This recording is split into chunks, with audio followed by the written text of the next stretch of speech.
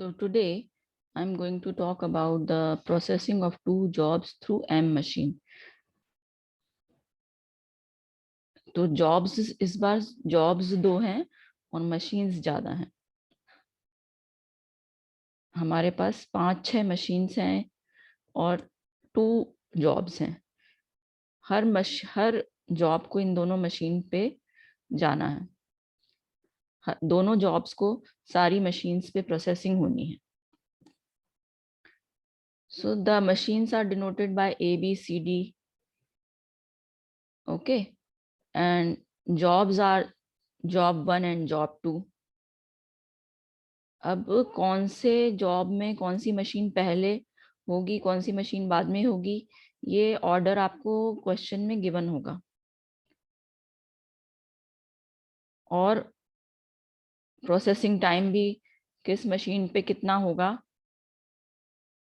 दोनों जॉब्स का, ये भी आपको गिवन होगा. एक मशीन एक जॉब पर एक ही टाइम में काम कर पाएगी. ओके.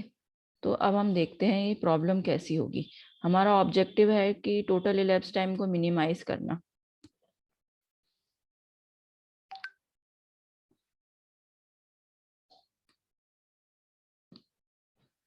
तो ये हमारा जॉब 1 है जिसमें जो मशीन्स का सीक्वेंस है क्या है, A, B, C, D और E. A मशीन पे उसको 1 आवर चाहिए, B मशीन पे 2 आवर, C पे 3, D पे 5 और E पे 1. और जॉब 2 है उसमें जो सीक्वेंस है मशीन का वो क्या है, सबसे पहले C मशीन, फिर A मशीन, फिर D मशीन, फिर E मशीन और फिर B मशीन. तो इस तरह से ये सीक्वेंस गिवन है और टाइम भी गिवन है कि जॉब 1 में मशीन का सीक्वेंस क्या है और जॉब 2 में मशीन का सीक्वेंस क्या है, और डिफरेंट मशीन्स पर दोनों जॉब्स को कितना टाइम लगने वाला है ये भी गिवन है. अब आपको इसमें ये निकालना है कि हमारा टोटल प्रोसेसिंग टाइम क्या होगा और हम कैसे करेंगे काम. तो सबसे पहले इसका सॉल्यूशन जो है वो ग्राफिकल है. तो हमें इसको क्या करना है, एक ग्राफ बनाना है जिसका हमें सिर्फ फर्स्ट क्वाड्रेंट ही बनाना है ग्राफ का. First quadrant means x axis की भी पॉजिटिव साइड और वाई एक्सिस की भी पॉजिटिव साइड. ठीक है. दोनों जॉब्स में दोनों एक्सिस पर, एक एक्सिस पर हम जॉब 1 रखेंगे और दूसरी एक्सिस पर जॉब 2. जैसे हॉरिजॉन्टल एक्सिस पे जॉब 1 रख देते हैं और वर्टिकल एक्सिस पर जॉब 2. स्केल्स हमें दोनों एक्सिस के लिए सेम यूज करने हैं. अब देखिए जैसे हमने यहाँ पर हम देखते हैं ये सोल्यूशन इसका बना हुआ है. ये हमारा हॉरिजॉन्टल एक्सिस पर, हमारा एक्स एक्सिस पर हमारा जॉब 1 है. सबसे पहले आया ए. ए ए जो आपका जो जॉब 1 था उसका सीक्वेंस ABCDE ही था. फर्स्ट ए पर उसको टाइम कितना लग रहा था, 1, 1 2 3 5 1 है टाइम. तो 1 लगा ए मशीन पर जॉब 1 को. फिर 2 लगना है, बी मशीन पे 2 आवर्स हैं तो 1 से 3 तक हो गया. फिर 3 आवर्स हैं सी मशीन पर तो 3 से लेके 6 तक सी मशीन हो गई. फिर डी मशीन पर 5 है तो 6 से लेके 11 तक हमारी डी मशीन का टाइम हो गया. और फिर ई मशीन पर हमारा 1 है तो 6 से 11 से लेके 12 तक हमारा ई मशीन हो गया. अब हम स्टार्ट करते हैं बी जॉब का. बी जॉब का अपन सीक्वेंस देखते हैं. सबसे पहले इसमें सी मशीन है, फिर ए, फिर डी, फिर ई, फिर बी. और सबसे सी में हमारे पास इसका टाइम 3 है तो ये हमारा सी का टाइम हमने लिख दिया 0 से 3. फिर हमारी ए मशीन है जिसका टाइम 4 है तो 3 से 7 हमारी ए मशीन. फिर हमारी डी मशीन है जिसका टाइम 2 है तो 7 से 9.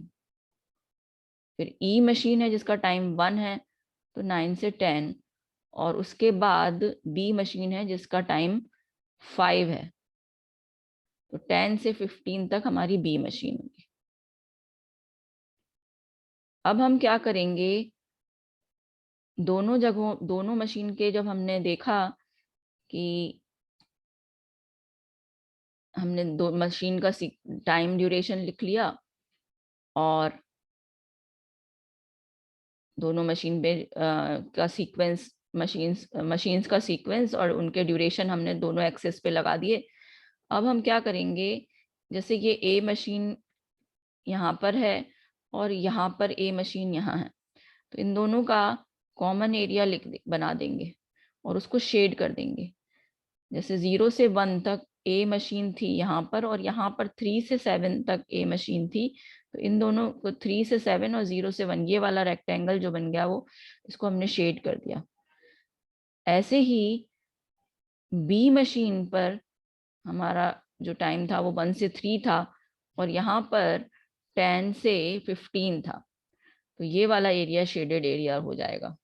सिमिलरली ये सी जो एरिया है, सी का जो एरिया है वो क्या है, यहाँ पर 3 to 6 है और यहाँ पर 1 to 3 है, तो ये शेडेड एरिया आ जाएगा। इसके बाद ऐसे ही डी का शेडेड एरिया, हमें इन शेडेड एरिया में नहीं जाना। शेडेड एरिया का मतलब क्या है कि उस टाइम पर किसी एक टास्क पे मशीन चल रही है तो वो दूसरे टास्क पे नहीं चल सकती। तो ये शेडेड एरियाज को हमें अवॉइड करना है और हमको शेडेड एरियाज को पे नहीं जाते हुए हमें एक हम लाइन खींचेंगे। यहाँ पर 45 डिग्री की लाइन स्टार्ट करी हमने,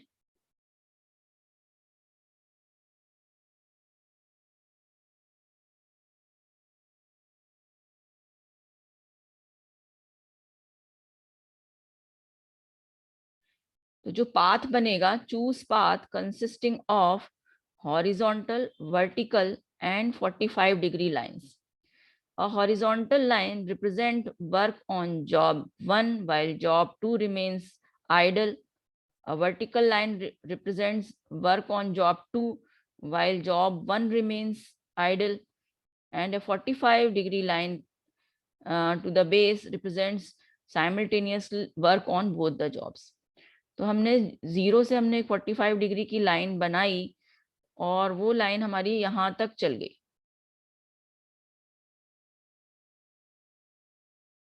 इसके बाद हमें इस एरिया को क्रॉस करने के लिए हमें वर्टिकल लाइन बनानी पड़ेगी। ये वर्टिकल लाइन रिप्रेजेंट कर रही है कि हमारा जॉब 2 तो चल रहा है लेकिन जॉब 1 जो है वो आइडल है इस टाइम पर, क्योंकि दोनों को ही इस टाइम पर डी मशीन चाहिए, तो वो नहीं मिल सकती है डी मशीन, एक ही जॉब को मिल सकती है। तो वो जॉब 2 को मिल गई है और जॉब 1 को नहीं, कोई मशीन नहीं मिली है। इसके बाद जब यहाँ पर डी मशीन का काम जॉब 2 पे फिनिश हो गया, उसके बाद हमने फिर 45 डिग्री की लाइन चलाई जो ऊपर तक जाएगी और हमारा काम फिनिश, ये 15 पे हमारा काम फिनिश हो जाएगा। So in this way we cannot get inside the shaded areas. Shaded areas के अंदर हमें नहीं जाना है। 45 डिग्री की लाइन जो है वो रिप्रेजेंट कर रही है यहाँ से लेके 6 तक, 0 से लेके 6 तक हमारे सारे जॉब्स वर्क कर रहे हैं, मतलब दोनों जॉब्स में काम चल रहा है। 6 से लेके 9 तक हमारा सिर्फ जॉब 2 वर्क कर रहा है, जॉब 1 नहीं कर रहा।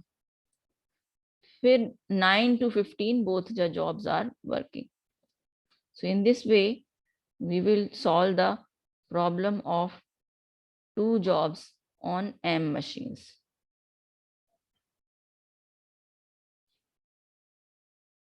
Read this document properly, and if you find any problem you can ask me.